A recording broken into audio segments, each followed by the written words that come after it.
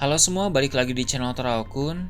Sebelum pembahasannya dimulai, silahkan klik tombol subscribe dan aktifkan lonceng notifikasinya supaya kalian gak ketinggalan info dan teori terbaru seputar One Piece. Buat kalian yang mau informasi tambahan soal SBS atau databook, kalian bisa follow Instagram Toraokun. Di sana admin akan memposting soal SBS, databook, dan berbagai teori singkat. Sekarang lanjut ke pembahasan. Arc Wano Kuni merupakan salah satu arc yang sangat menarik. Inti dan puncak dari arc tersebut adalah Perang Wano yang berlangsung di Pulau Onigashima. Dalam Perang Wano, berbagai hal besar terjadi, mulai dari pertarungan-pertarungan dahsyat, awakening kekuatan buah iblis Luffy, hingga kekalahan dari Kaido dan Big Mom. Walau pertempuran berjalan dengan sangat sengit, pada akhirnya kubu Luffy berhasil memenangkan perang tersebut. Meski masih ada hal-hal menarik lain di Wano Kuni setelah perang berakhir, tapi tentu hal-hal tersebut tidak akan ditampilkan dalam waktu lama, sebab arc Wano Kuni akan segera selesai. Sudah waktunya bagi bajak laut topi jerami untuk berpetualang ke tempat yang berbeda. Setelah dari Wano Kuni, sepertinya tempat berikutnya yang akan didatangi oleh Luffy dan kawan-kawan adalah kerajaan Elbaf. Dengan begitu, arc Elbaf akan segera dimulai. Dalam video kali ini, channel Teraokun akan membahas tentang Luffy akan bertemu legenda terkuat dalam arc setelah Wano. Dalam arc Elbaf, pasti akan diceritakan banyak hal tentang kerajaan dan ras Elbaf. Mulai dari sejarah yang cukup lengkap, hingga tokoh-tokoh legenda yang berasal dari Elbaf. Kerajaan dan ras Elbaf akan memiliki latar belakang kisah yang sangat menarik. Menurut admin, mereka juga berhubungan dengan kerajaan kuno dan abad kekosongan. Seperti yang kita tahu, setelah arc Wano Kuni berakhir, maka One Piece akan memasuki saga terakhir. Cerita-cerita dalam saga terakhir pasti akan memiliki kaitan dengan hal-hal paling penting dalam serial One Piece, seperti abad kekosongan, kerajaan kuno, inisial D, pemerintah dunia, dan harta legendaris One Piece. Dengan begitu, admin menduga bahwa arc Elbaf pun akan berhubungan dengan beberapa misteri tersebut. Sepertinya, kerajaan Elbaf berhubungan dengan abad kekosongan dan kerajaan kuno. Mungkin sama halnya dengan Wano Kuni. Kerajaan Elbaf pun termasuk sekutu kerajaan kuno pada masa lalu. Kerajaan Elbaf juga pasti memiliki sosok legenda yang hidup di masa lalu, yang pernah melakukan berbagai hal besar.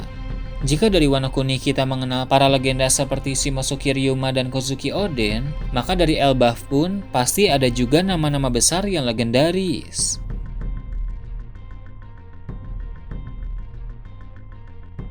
Di Elbaf, diketahui juga ada satu pohon dengan ukuran yang sangat besar.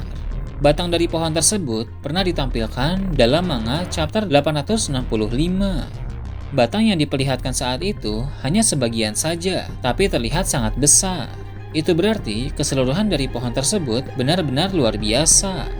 Pohon itu pasti bukan sekedar pohon biasa saja, melainkan ada sesuatu yang istimewa. Menurut admin, pohon tersebut merupakan pohon Adam. Dalam manga chapter 431, Franky membahas tentang pohon Adam. Pada masa lalu, pohon tersebut berdiri di suatu pulau tempat pertempuran panjang terjadi. Walau pulau itu porak-poranda karena perang, tapi pohon Adam tetap kokoh berdiri.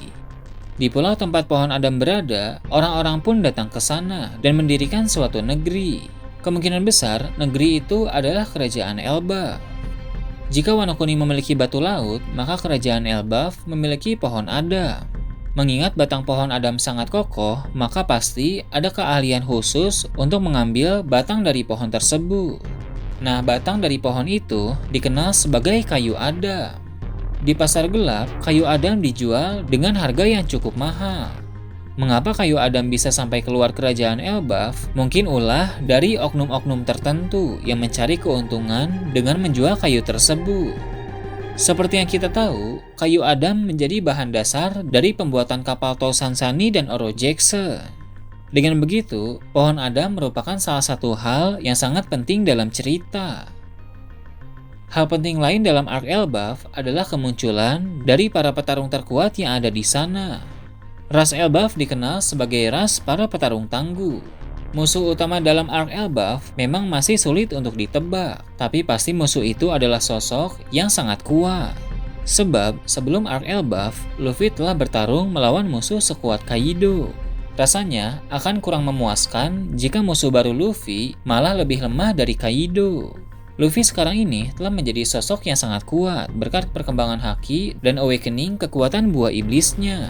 Jadi, Luffy sangat layak mendapatkan musuh yang lebih kuat lagi.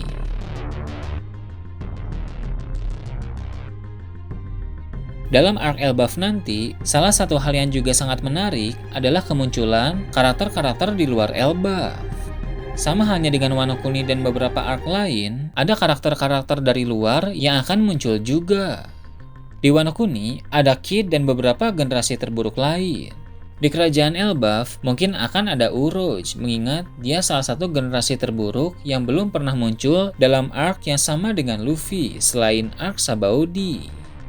Selain Uroge, dari generasi terburuk juga sepertinya Law akan tetap ikut. Kemudian, ada pula Capone Gang BG yang secara kebetulan bertemu kembali dengan Luffy di kerajaan Elbaf. Di Wano Kuni, kita juga melihat karakter-karakter lama seperti Marco dan Izo. Di kerajaan Elbaf nanti, sepertinya karakter lama yang akan muncul adalah Crocodile. Crocodile sekarang ini tinggal di suatu tempat di dunia baru. Bisa jadi, tempat tersebut berada tidak terlalu jauh dari kerajaan Elbaf. Crocodile mungkin memiliki suatu keperluan dan tujuan tertentu, sehingga dia mendatangi kerajaan Elbaf. Di Wano Kuni juga ada kubu pemerintah dunia dan angkatan laut, yaitu 3 agensi P0 dan Admiral Ryokugyu. Mengingat arc Elbaf akan menjadi arc yang besar, maka pihak pemerintah dunia dan angkatan laut pun berpotensi akan ikut terlibat. Dari pemerintah dunia, beberapa agensi P0 kuat mungkin akan ditugaskan untuk misi tertentu, sedangkan dari angkatan laut, unit SSG akan ditugaskan untuk memburu Luffy. Karakter-karakter lain seperti Edward Weevil dan armada besar bajak laut topi jerami juga punya peluang yang cukup besar untuk hadir dalam cerita di kerajaan Elbaf. Di kerajaan Elbaf, Luffy dan kawan-kawan juga akan mendapatkan Road Poneglyph terakhir. Dalam buklet Road to Laughtale disebutkan ada 3 kemungkinan di mana Road Poneglyph terakhir berada. 3 tempat itu terdiri dari Elbaf, Vira, dan Hachinosu. Admin cenderung memilih ke Elbaf yang menjadi tempat di mana Road Poneglyph terakhir berada. Di sana, Luffy dan kawan-kawan akan sukses mendapatkan Road Poneglyph terakhir, sehingga mereka akan mendapatkan semua informasi dari Road Poneglyph dan mengetahui di mana Pulau Laughtale berada. Selain mendapatkan Road Poneglyph terakhir, bajak laut topi jerami juga akan mendapatkan sekutu baru. Sekutu baru itu adalah kerajaan Elbaf.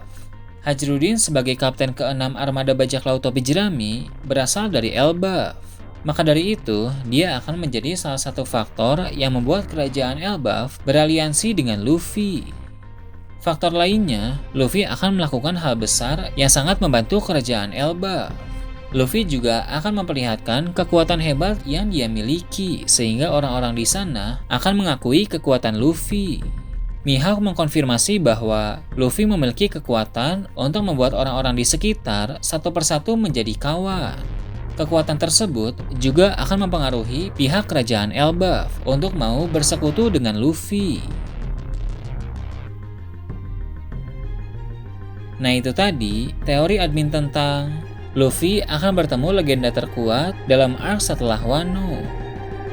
Gimana menurut kalian? Silahkan tulis di kolom komentar di bawah.